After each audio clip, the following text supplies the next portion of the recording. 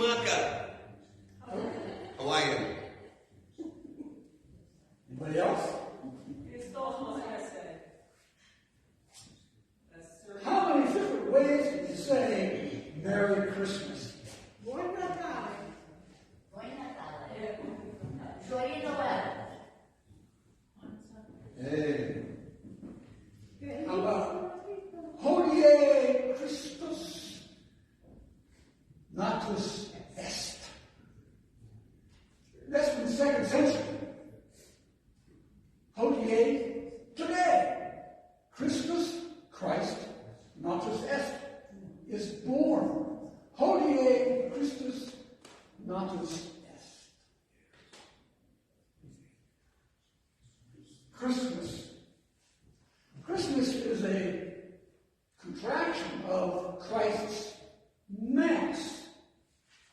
And Christ's Mass was first celebrated that we know of in writing on December 25th, 336, 4th century. We've been doing this for a long time.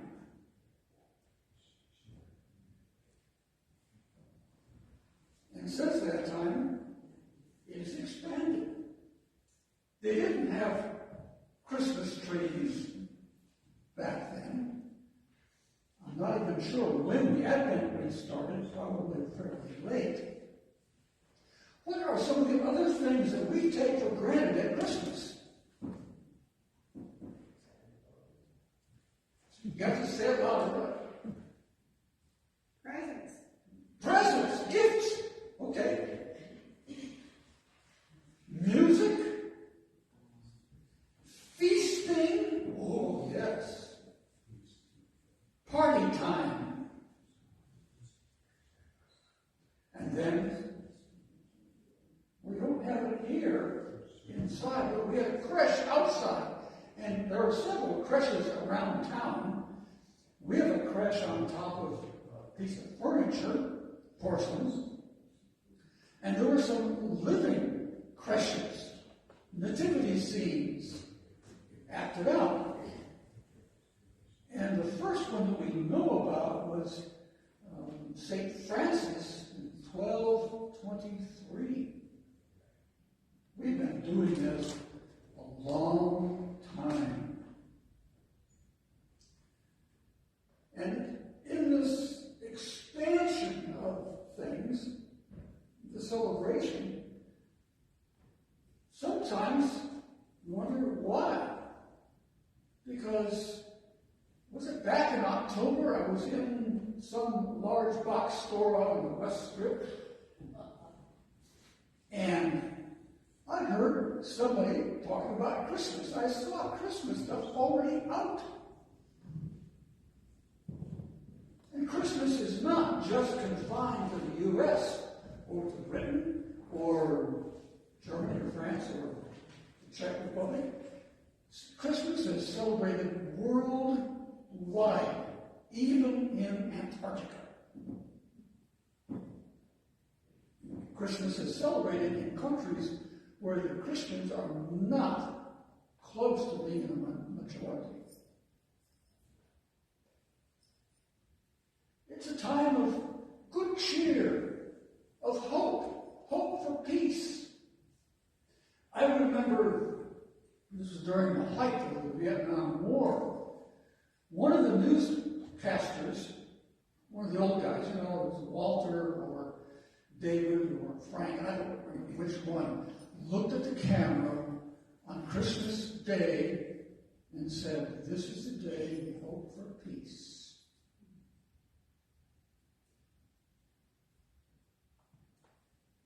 But something else is really important, and we must not lose track of it. It is God breaking into human affairs, divinity invading humanity. Really? Oh, yes. God becoming one of us.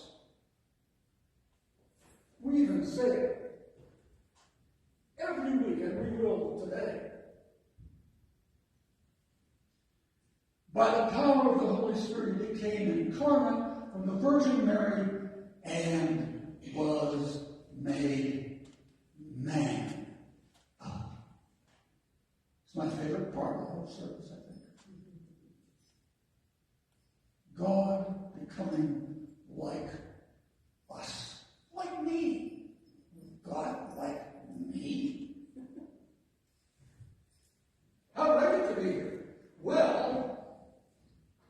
on a fairly chilly Sunday morning at 7:30 in November in Scotland, South Dakota, ta-da! I arrived. But I arrived just the same way that you did in your time and your place. Birthing. It is the most common, well, there are two very common things among human beings, birth and death. We all came into the world the same way, and so did Yeshua, Jesus. They called him Yeshua in their language, which means rescuer. Birthing is not clean and tidy. It looks nothing like a little porcelain baby Jesus on top of the furniture next to the camel and whatever else is up there. No, birthing is messy and can be dangerous. Always hazardous, risks. Joyful, well, we hope so. Perhaps more. That's over with. I've witnessed 4 births of my own children. I was there. I was an EMT in Uray, Colorado, a little mountain town, 42 miles from the nearest hospital. And the lone doctor in the little town had a cadre of emergency medical technicians that he trained. I was one of them. And in his little clinic, 3 or 4 times, I stood at his elbow and assisted him in those birthings. And one time we were called to a house, and it came fast. And he took the baby and clipped, and passed the baby to me and said, "Take care of her, and I'll take care of the mommy." And one time, in the back of an ambulance, down Highway 550, between Uray and Montrose, going to the Montrose Hospital, 15 miles from the hospital, I had a newborn baby in my hands. What an experience. That's the way we all came. And baby Jesus' birth was no less messy, no less hazardous than any other that occurred, because made man. What kind of a man? Well, when he was 5, 6, 7, 8 years old, the Roman Empire was tired of Jewish rebels causing trouble. And one of those Jewish rebels went into the town of Sepphoris, 6 miles from Nazareth, broke into the small Roman garrison there, killed all the soldiers, took all the weapons from the armory, and fled to the hills. And you know what the Romans did? They flattened the town, and the men were all killed, and the women, well. But the tetrarch, the ruler in that province, said, "Oh, but the foundations of the houses are still good. The roads are still good. The streets are still good. I'm going to choose that to be my capital." And he rebuilt Sepphoris. And Jesus was probably a very young teenager. Wasn't he called the son of the carpenter? I could well imagine Jesus going with Dad, walking 3 miles over to Sepphoris, and helping this guy rebuild his capital city. And while he was there, I'm sure that he saw and witnessed what was left of the population of that town. Most of women and children. How is a woman going to feed her family except perhaps to sell herself? Fast forward a number of years, and Jesus comes along the street and he finds a bunch of men with rocks, and they're going to stone a woman who is caught in adultery.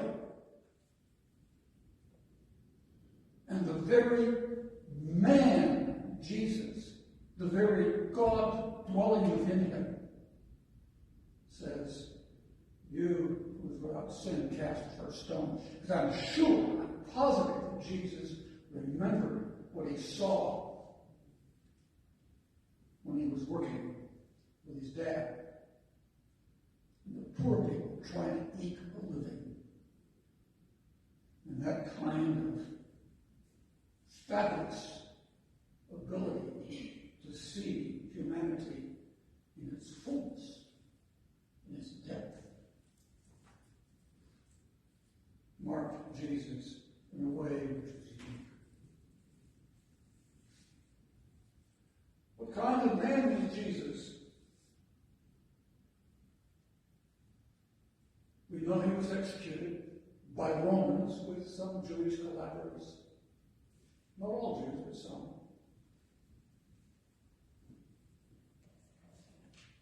Was made man. But that was not the end, was it? No, because by faith, with eyes and ears of hope, some of his followers experienced that Jesus was alive. We've been talking about it ever since. And today, on this Christmas day, 40 degrees above zero outside, it's the same thing. We can experience the living Christ within us. Hodie Christus natus est. Absolutely. So what? Does it just make us feel good? Make us, walk out of here and think, hey, I'm okay with God? I remember a time, not long ago, when the choir sang, and the saints go marching, and it wasn't saints go marching in, it was saints go marching out into the world. Hodie Christus natus est. Christ today is born again in each one of us. And we know enough about the life of Jesus to know that God has expectations expressed in the words of Jesus. That we're not just self-focused, but we're also outwardly focused on the world around us.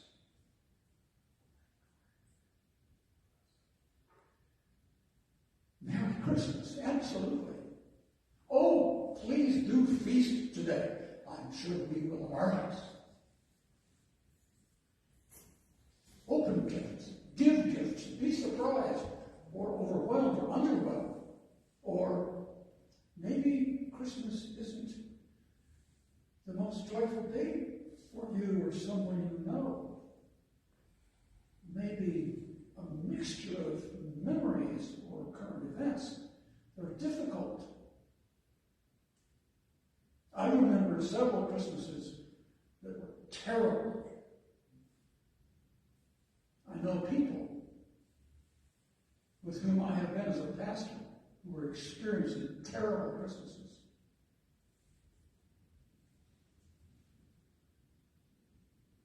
But Hodie Christus natus est, Christ born today, gives us the possibility of hope to see and experience beyond those terrible moments, those horrible moments.